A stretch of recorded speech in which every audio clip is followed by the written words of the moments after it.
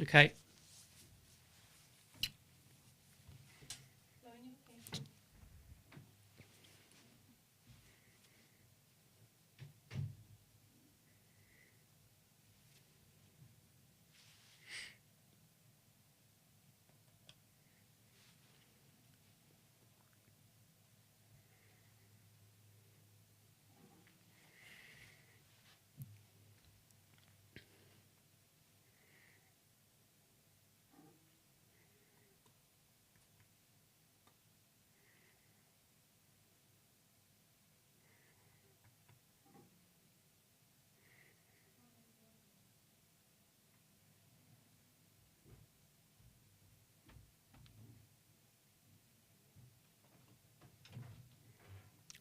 So there's no audio, no?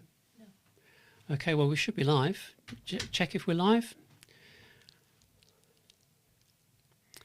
Bear with me if we are live and the audio is all working. Audio, well, it seems to be on there. Do we have audio or not? Do we have audio? Yes, we do. Okay.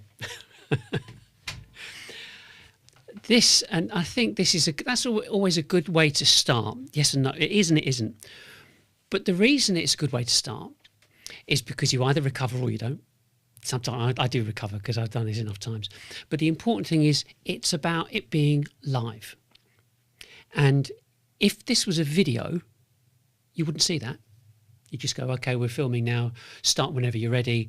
And then that early bit gets edited out. But this is live and this is what people want to see. It's absolutely what people want to see. So it's this kind of authenticity. Oh, look, it went wrong. So where do we start? Well, we're going to start with this. I'm going to put this first thing up. Beyond GTM. So what do you think? That is what we're going to call the show, I think. But I still need to keep mulling it over before we get kind of baseball caps and merchandise ordered up. But the important thing is, and the thing is that you could say we need to come up with hooks. Everyone, when they're doing this, needs to come up with kind of hooks and descriptions that make sense. And the name came about because we also published the live show as a podcast. And with one thing and another, kind of got round to updating the old podcast description and so on. And it didn't really fit because it was about scaling up. But that's it. That's kind of there you have it. So in today's show, we got three main sections, and I think it's probably a fairly logical way to structure the show. I think is a good format. So first, I want to share some news stories or things that have caught my attention this past week. And then I'm going to cover some of the issues which most of us come across or have experienced when it comes to executing a strategy. So you have to just bear with me a second. I'm just going to take something off my screen because it's a distraction. So it's gone. So, and then finally, what I want to do is talk about the sequence and structure that we provide, which is exposure at scale, engagement at scale, and appointments at scale. So, first thing is I want to talk about the rise of kind of media as infrastructure, and I want to start with a news story that's pretty relevant, and it's about TBPN. So I don't know if you know about them, but they're it's called the Technology Business Programming Network. So it's a live stream podcast business on YouTube, and the company's about 18 months old, and it's interviewed quite a lot of kind of high profile technology related people like Mark Zuckerberg and Sam Altman and a range of different kind of technology CEOs. And the significance of this, I mean, the fact that what's happened, as you can read there, OpenAI have bought them. They're 18 months old. And okay, they've got a lot of people that follow them, and it's not about their advertising revenue. It's the market, it's the audience that they attract.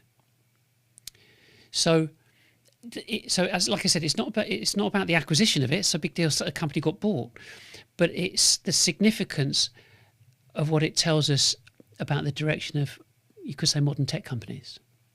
So OpenAI clearly want to expand their footprint, their media footprint.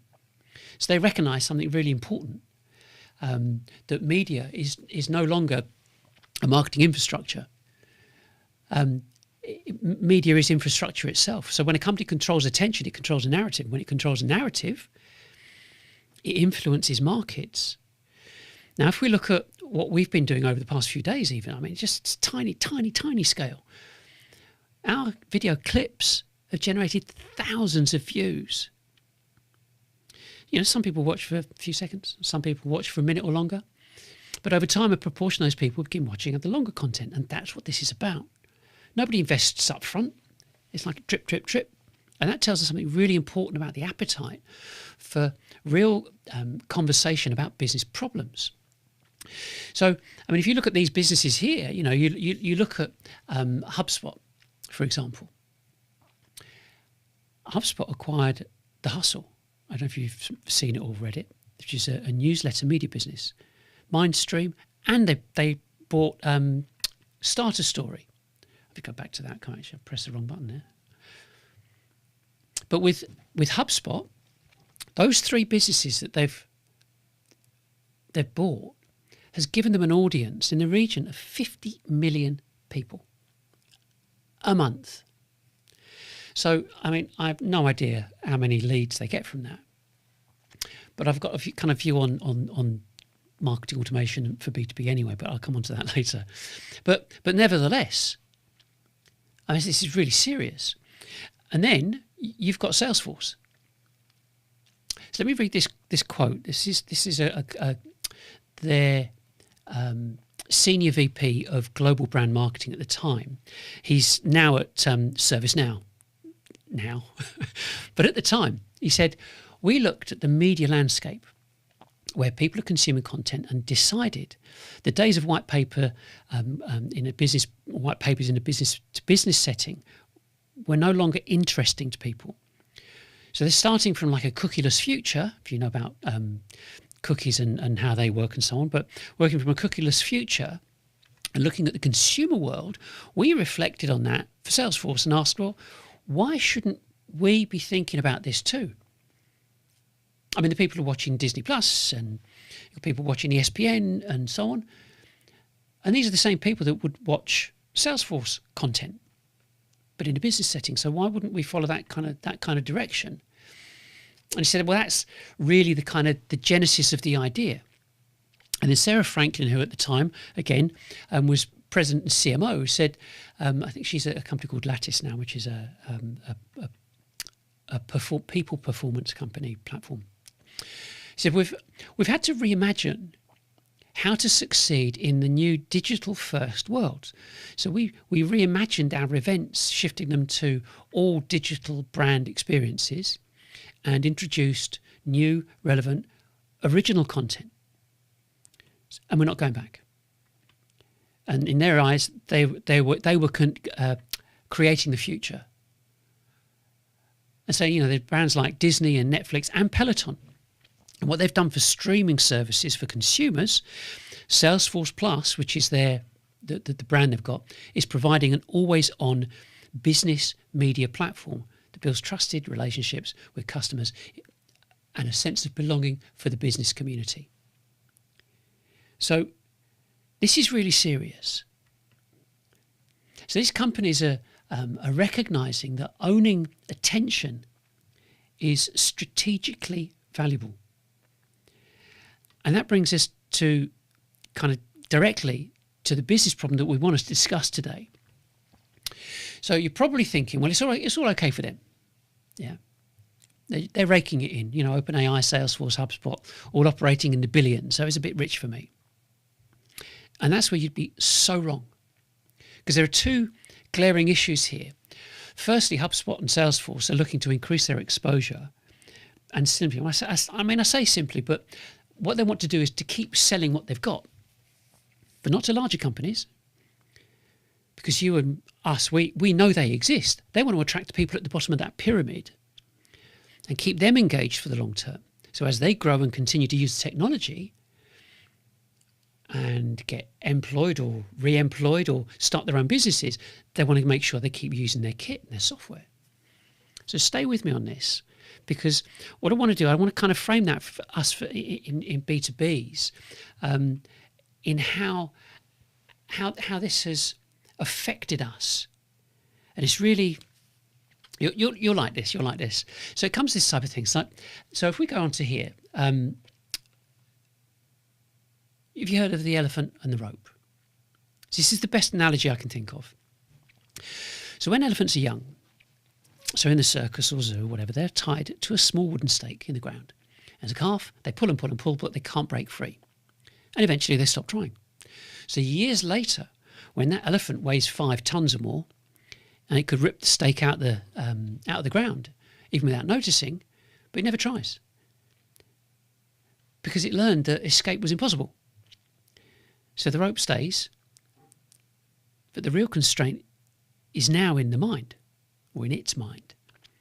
And I think most B2B companies operate in exactly the same way as the elephant.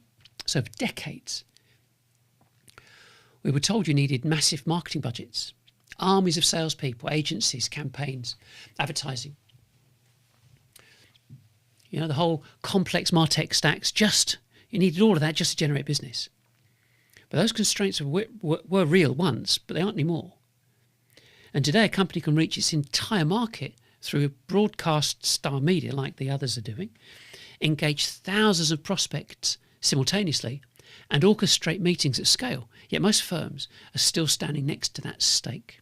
Not because the rope's strong, but because they believe it is. And what we're building with the Sales Exchange Operating System is simply the moment where someone walks over and just pulls the stake out of the ground. And that's critical. It's a mindset thing, and it's going, well, if we start to think differently, start to look differently, what will happen? Nothing immediately, nothing straight away. But there has to be a shift in the mindset, in our mindsets as B2B business owners, as whether it's SaaS platforms, doesn't matter. We have to think differently because the current methodology and strategies do not work, and we know they don't work. So we look at this. So looking at the structural problem in B2B sales, yeah. So if you look at what most businesses have got, and they do have a very, very large total addressable market.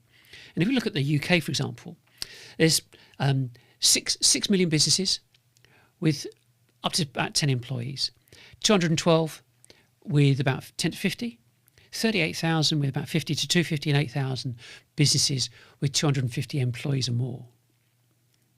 So depending on your product or service, it's pretty realistic for a company to have a total addressable market, a TAM, in, 10,000 organisations or more.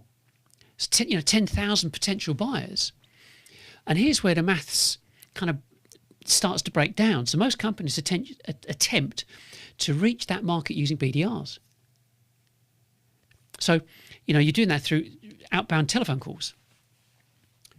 So we've all done this, and we attempt to identify people who might be interested in our products.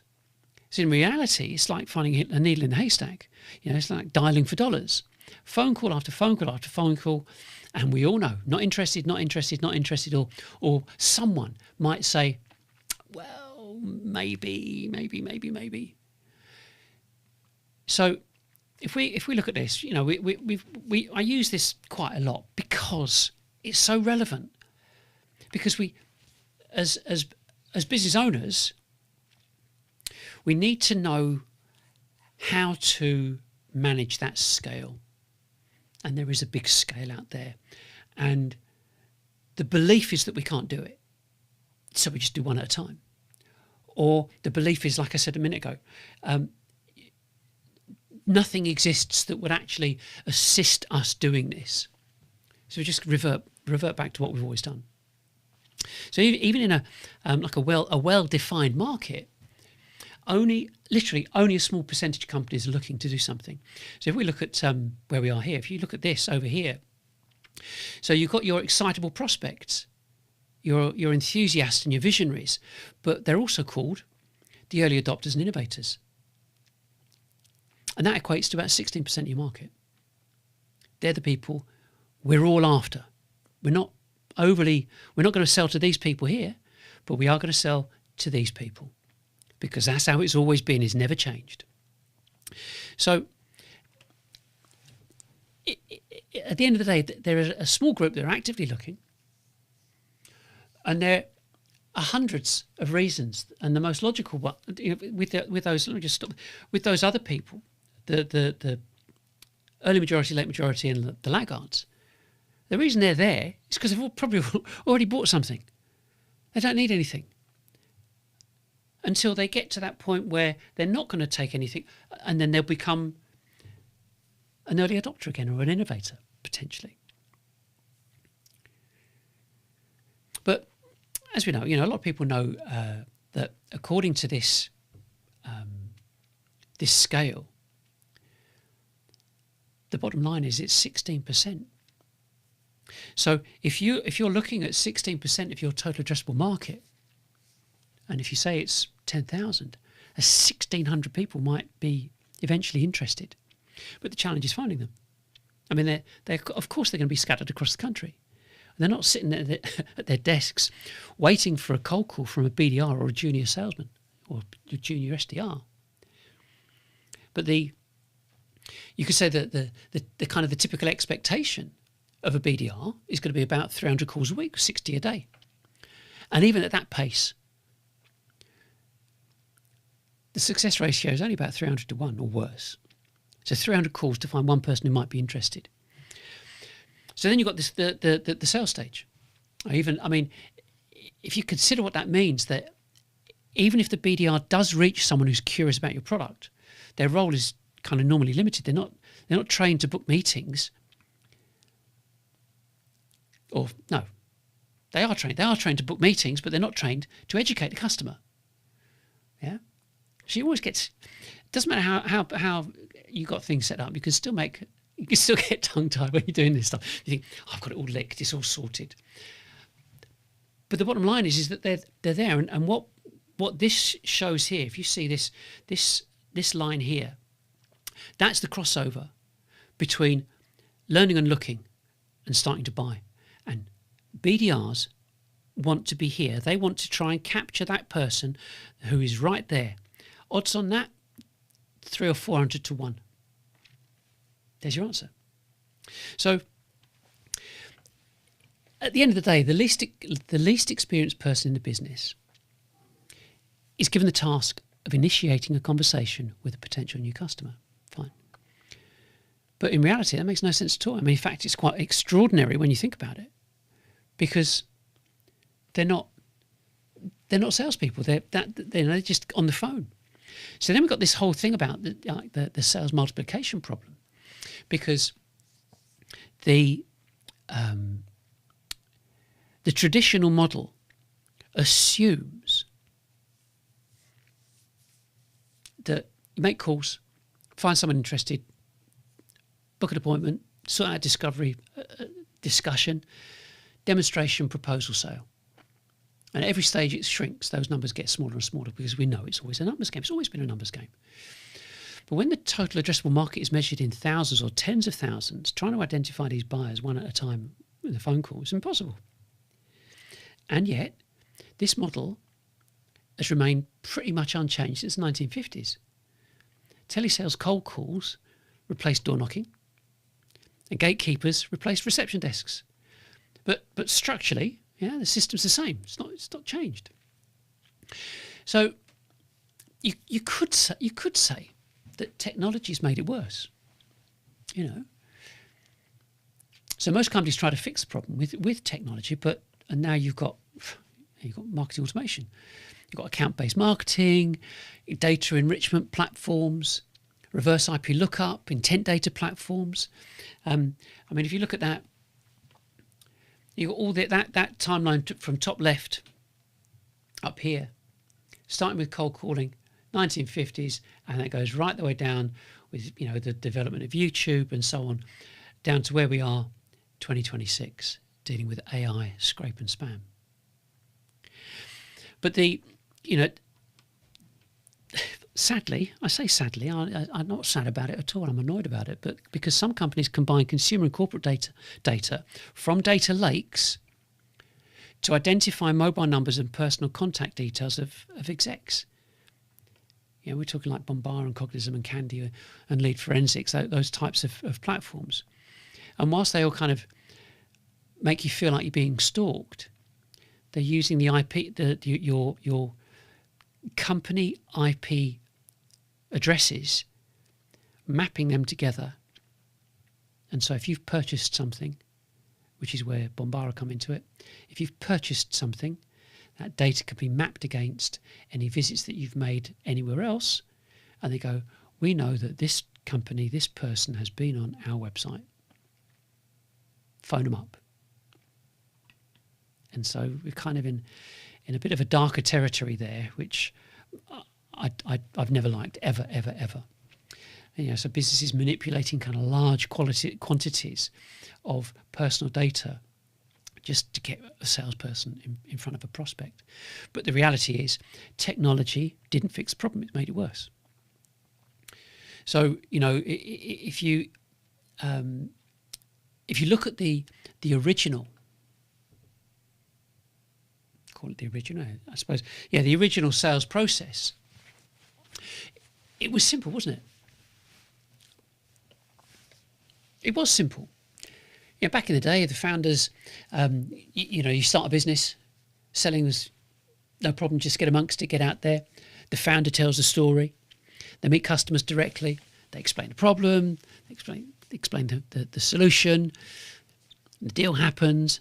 And over time, the business grows. So you need more salespeople.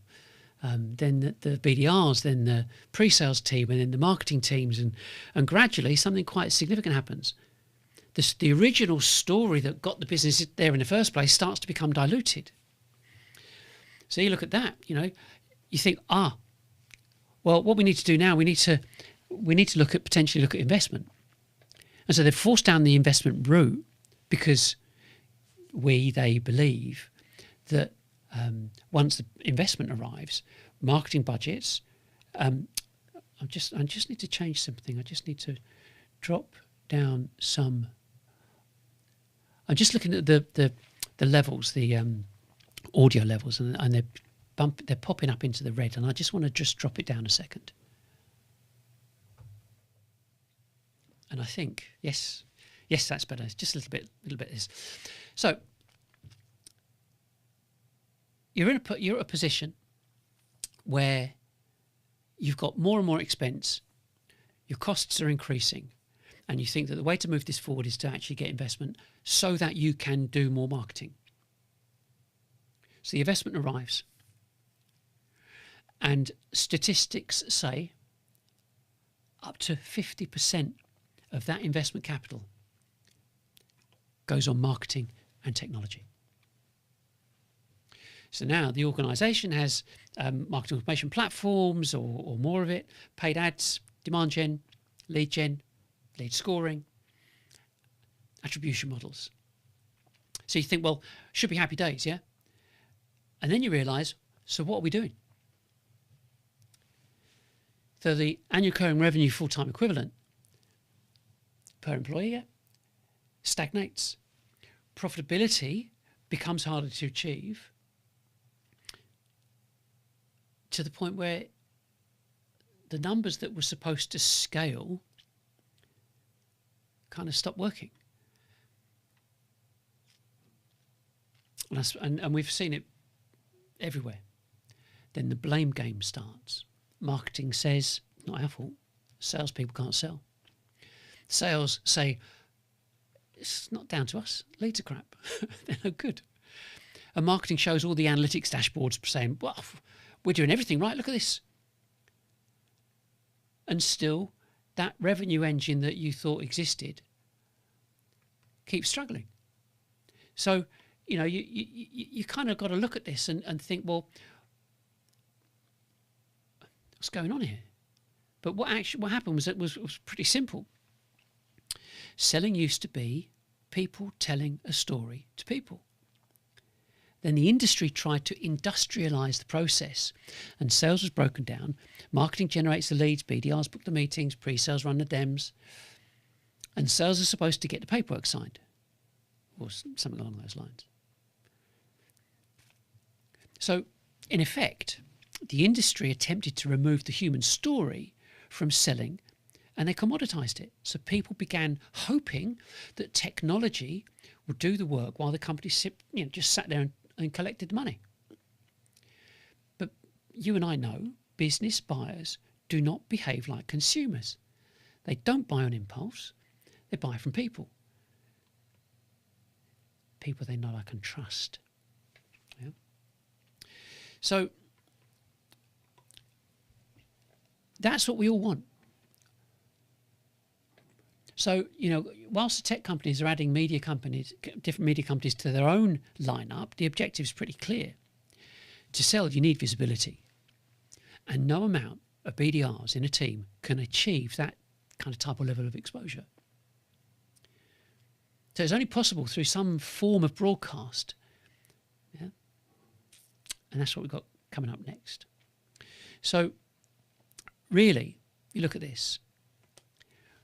We have an infrastructure, and basically, instead of trying to locate buyers one phone call at a time, we've built an operating system that changes the odds, and it focuses on visibility across the entire total addressable market. So if decision makers can't find you, they can't buy from you, and visibility requires repetition.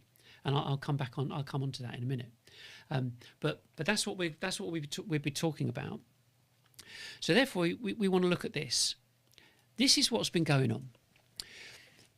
Repetition's got to be handled intelligently, and social platforms do allow users, and we know this, to hide repetitive banner adverts, which means businesses must create a variety within their own repetition framework.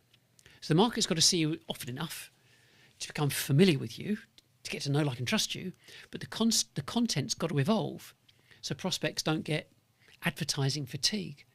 And that's why broadcasting becomes so powerful. And the thing with this shows the transition and the changes between what was happening, back in 2018-19. It was all about outbound. And it's changed. You've got this line, it's come down, got this intersection, kind of lockdown-ish around about that time, to now where it's education-based. So it's a matter of adapting to how people are behaving. And those people are you and me. We know exactly what we like. And the thing about live shows, like I said before, live shows are very different from the kind of polished marketing videos, because in a live show you can, you can make mistakes, and you can, if you have other people that you're having a conversation with, yeah, those conversations evolve and the ideas can be explored in. You can only describe it as real time, and there's authenticity, and it is that authenticity that builds the trust. So over time, people begin to recognise individuals behind the company. They understand how they think, how they react and talk. And when a business problem occurs with the people that you're talking to and who your audience are, because they've heard you talk about the problems they are experiencing, they'll go, maybe we're getting back in touch with them. And that's what this is not complicated. It's just it's aligning what you do to what they want. They being us. This is the kicker. And so We've seen it so many times before. I've seen it so just everywhere that you and I buy in a certain way. We always have. You know, self-serve, self-educate, stay anonymous, don't want anyone knowing about me. And that's it. Yet when it comes to the way that marketing people behave, it's completely different. Completely different. It's like, go for the jugular, sell, get them to fill out a form. We don't do that. But marketing say that that's how everybody buys. I mean, how's that working out for you? So we've now got this other thing. We've got to look at discovery, yeah. And this whole process of engaging with people, it's not quick. So the stages are month one. There's discovery, right? Prospect starts your prospect, yeah, starts to see something different. They observe only, look at some PDFs, scan some sections, read some exec summaries. Yeah, might have a look at the website once or twice, maybe. Then there's curiosity. They consume a bit more content, watching, I don't know, part of a live stream even. Going back to the website, maybe checking out your profile. Then there's the internal comparison. Some people start comparing what you're saying with their own organisation. They ask themselves questions like, why is this happening? You know, what's going on, and so on. And then month 4, as I say month 4, it could be month 10. It could be month 10. You still haven't spoken to them. It could be month 10. Because it's the silent shortlisting. It's not about you. It's not about your company. It's about the direction of thinking they now agree with, and they're starting to find out who's got the same mindset as them. They still won't contact you. Not yet. And then you've got stage 5. Stage 5, not month 5, stage 5. This is where this internal trigger kicks off. Something happens. Could be people, business, finance, I don't know. But something happens inside their business that forces that business to do something. We go back to here, which is the sales stage. Yeah, that's what's going on. That's what's happening. They've had their silent period, however long that is. They're now at the sales stages. And that's when, it's at this stage, this kind of first contact stage, when they contact you and say, do you know what, I've been watching and reading XYZ and so on and so on. I'd like to have a chat with someone. And that's when everything changes. And that's why we're pretty clear about the technology curve, because we're all in it. We either do or we don't. If you're listening this far down, yeah, great. You've self-segmented. That's what this is about. You've already self-segmented. You're in that 16%, whether you like it or not. Yeah. So instead of attempting to find these innovators and early adopters individually, broadcasting allows them to self-identify. They watch, they engage. Yeah, they begin with a conversation, with that kind of conversation.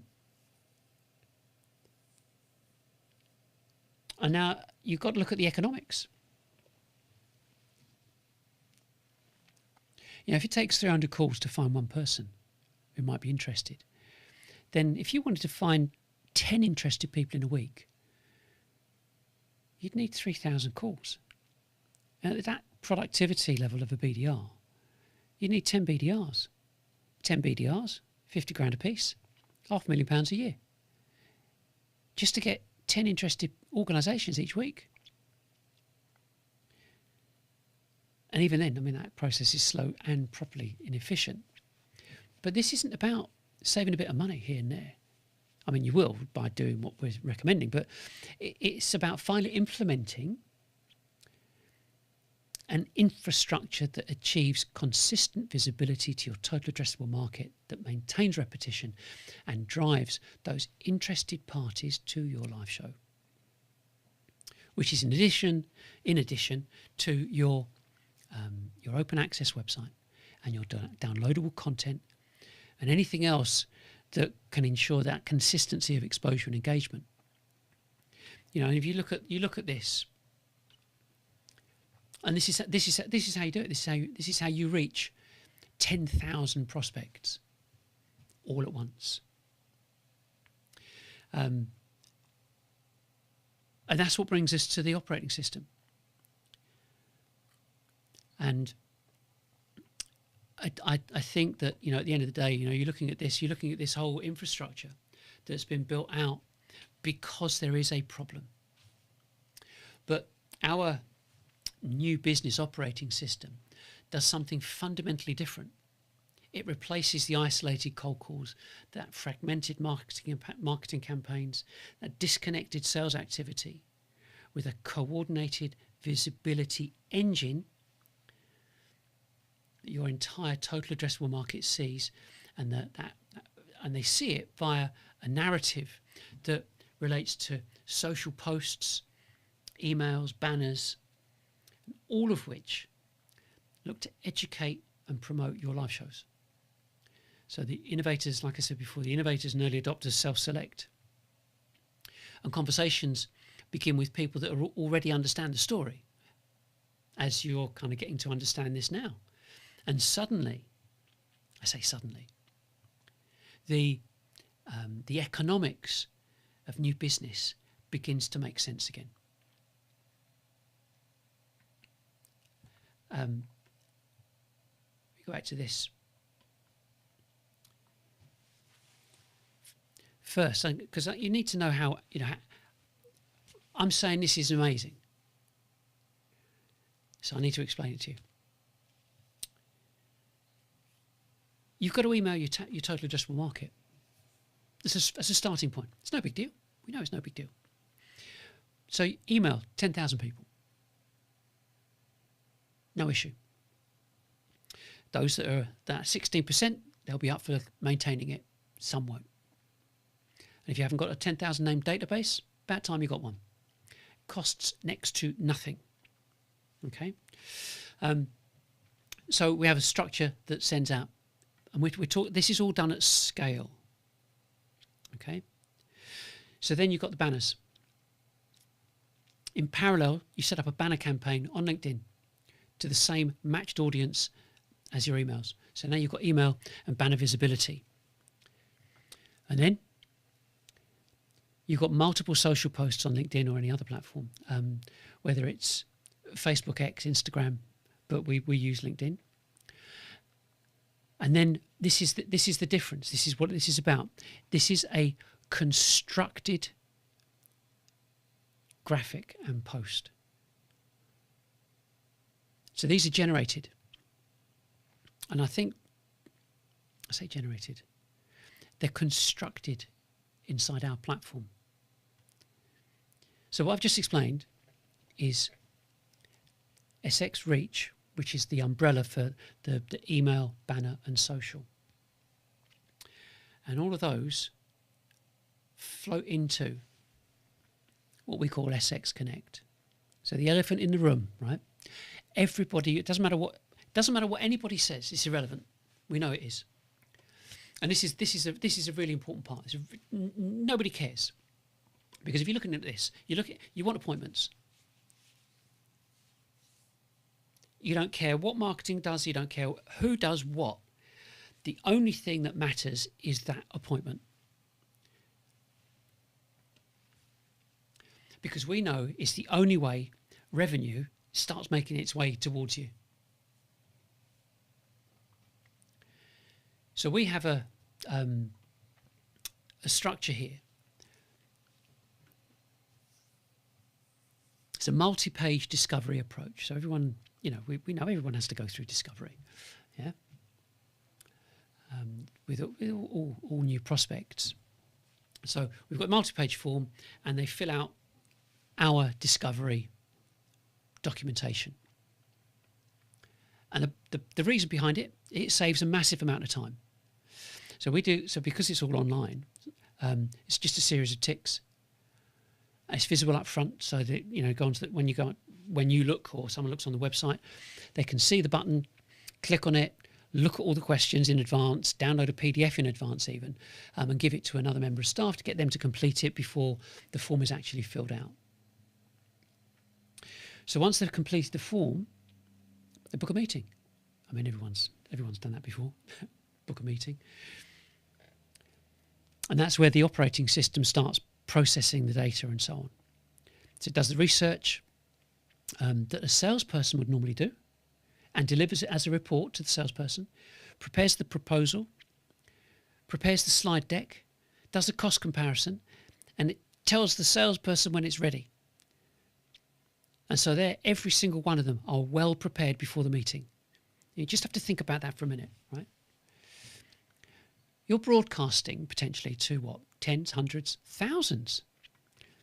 And no matter how many people watch you and want to buy from you, this system books them in, does all the grunt work, and delivers the prepared documentation to your salespeople the same day as the appointment is actually made, so no one gets behind. I mean, you could say you just got to make sure your installation process can keep up with the demand. And you'll probably agree. I mean, it's never really installation or fulfillment that's the problem. It's all the ones they're the ones who can't work unless sales actually sell. So you kind of need to understand the perspective that you've got a total addressable market in the thousands, and to communicate with them, you need an infrastructure that can both generate the content at scale and provide the telemetry to actually understand what's going on. Because without that, you can't. You're in the dark. So that's kind of brings us on to the actual OS, because the point is, if you you understand there's this massive market, and it's because of that massive market that they need to see you. People talk about stuff going viral. No, it's not going to go viral. It's going to happen through consistent visibility, and it will gradually happen. Which is why we said there were those 6 stages that could take up to 6 months, could take longer. Who knows? But with this particular screen, if you look at this, we've got a process where first you upload 3 text files, a call to action PDF, if you've got one, and a couple of image files. It gets generated, processed on there, and you confirm what it's going to do, and then how you want it to work, and then you distribute it. So you generate these assets 30 at a time, one for each day of the week, and you can have up to 20 posts, which means up to 20 posts per day for 30 days. To think about that. 20 posts per day for a month is 600, call it 30 days a month, is 600 posts. LinkedIn allow you to have 20 posts as long as they are different. And that is what we provide. This methodology provides that. Every single one of them are different. There's a thing called checksum. So that's how it works. So that's 600 posts, up to 600 posts prepared in advance, all processed and uploaded. I love this. It'll take you about an hour. And it's like, the more efficient you are at, because you've got to prepare some stuff in advance. But what I said, you've got some text files, ChatGPT, process them. So you've got text files, you've got a banner, you had those 3. You don't change anything.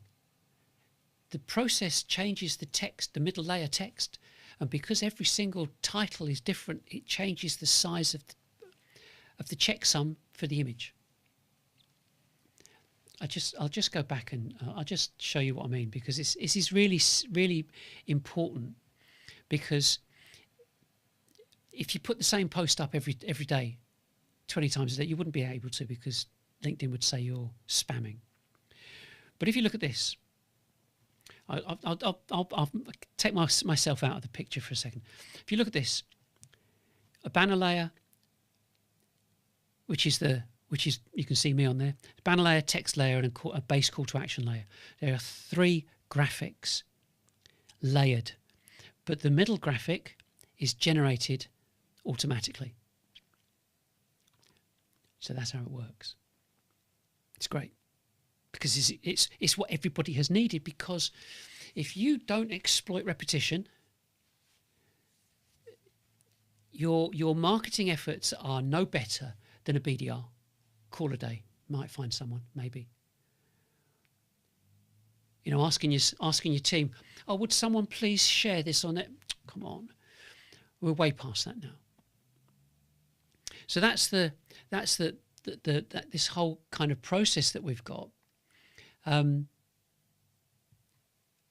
This is the ops screen. So all of that data, all that information.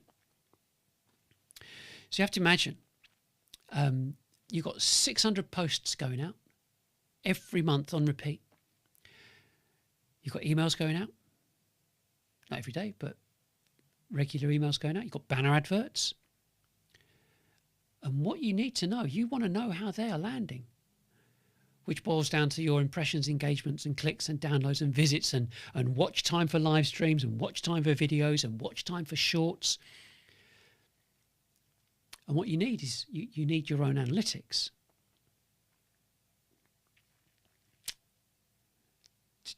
The best. Because without that information, you can't manage.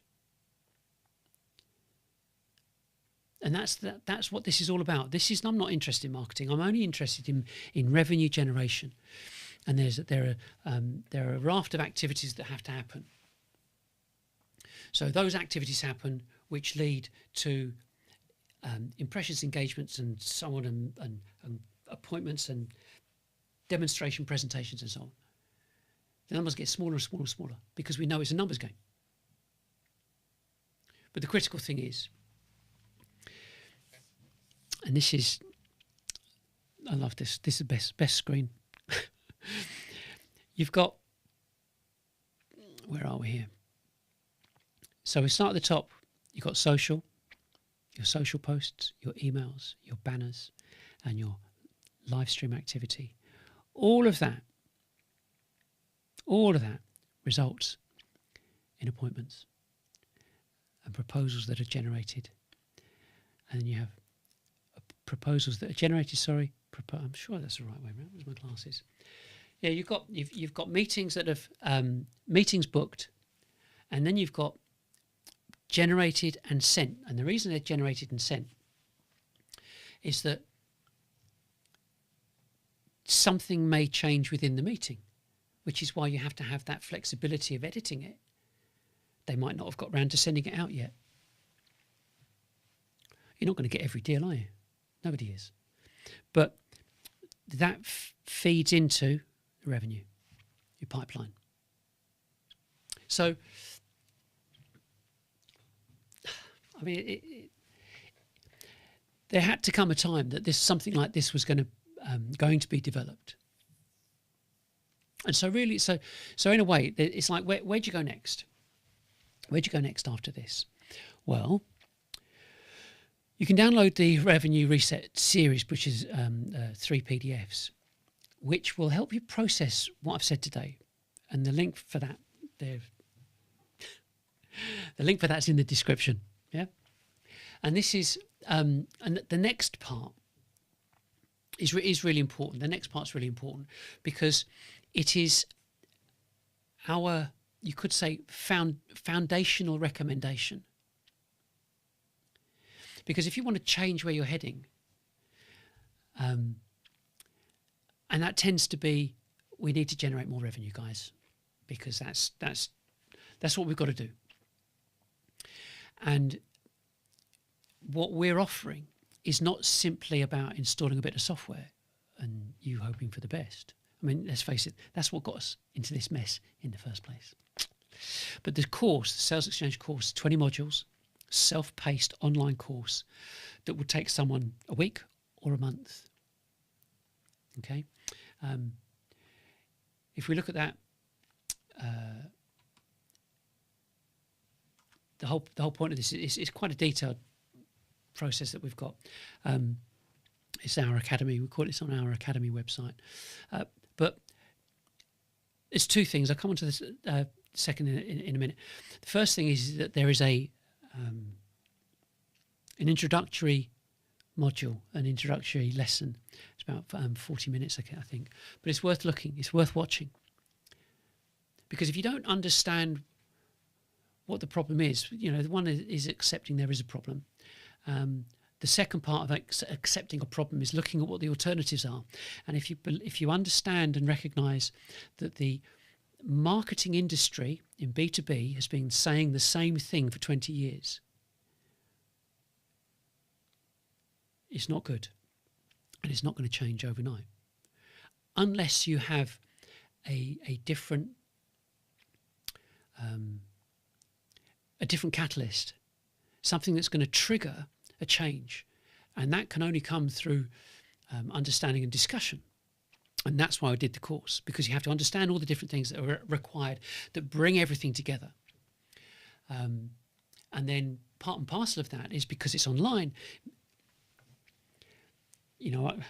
It means that as CEO, I'm making an assumption you're the CEO, and so yourself and one other person, you could say a VP of sales, you both go and do the course.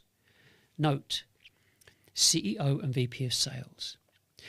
Once you're done, once you completed it, it's going to mean you can bounce ideas off each other. And you can also decide who else in the business should do the course and when they should do the course. But the course is critical. It's a precursor to implementing the full operating system.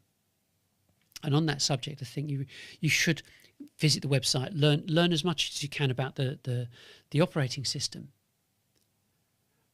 because is it a big jump? The big jump is the realization of what's been going wrong. I think that's the big jump. It's not an operating. Systems are systems. And then, of course, once you may not want to do the course first. You might want to speak to me straight away, which is fine. And you set up a meeting, and if you go to our platform online and book a meeting, you'll see the whole system in motion, right the way through to the proposal document and so on, and that's. Even now you're part of the demonstration, because this is what we advocate, is for you to do your own live shows, a couple of people sitting and having a chat, and enabling your prospects to listen in. It couldn't be easier. It couldn't be easier. So a closing thought, really. So when someone like a CRO or even VP of sales says, we can get a few BDRs and they can do our prospecting for us, and that your total addressable market is thousands of companies, maybe you should pause now, because the maths, they don't work. But, big but, if you were to change the model and broadcast to the entire market and tell your story consistently, and allow interested buyers to self-identify, finally, the odds begin to move back in your favour. Because you will have systemised engagement, not automated outbound, or worse, you keep trying to get demand gen, lead gen, pay-per-click ads to work amongst the thousands of other people. And it's like hoping to win the lottery. Hopefully they'll see our ad on the page, and hopefully it matches the exact thing they're looking for, the word for word. But don't forget, do not forget, neither you nor I will give out our details on a form, because we don't want BDRs calling us. And that's why B2B marketing has never worked properly. and why HubSpot are paying out millions to get connected with people in a different way. So, something to think about. So that's it from me for this week. Join me next week for more news and more revealing insights on B2B new business and more information about using this new business operating system. That's it. Bye for now.